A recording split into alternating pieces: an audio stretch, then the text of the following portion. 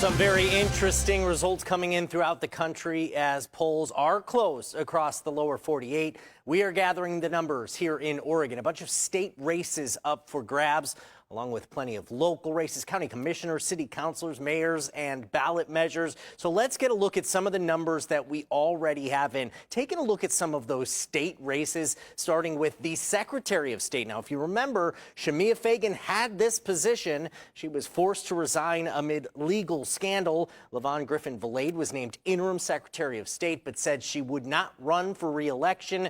So that opened the door for others. And right now you see Tobias Reed leading by about 11% over Republican Dennis Linthicum.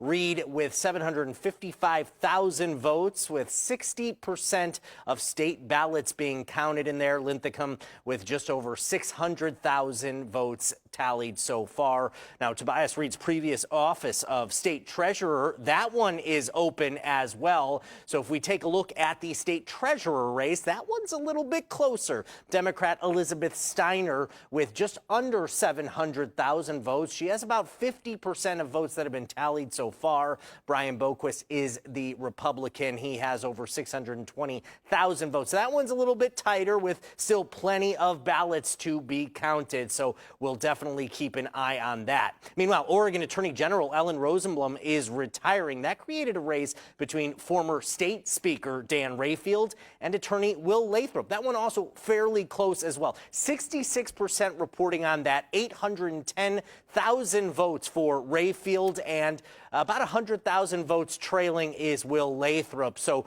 Rayfield with a lead in that one, but, you know, still a ways to go before all ballots are counted.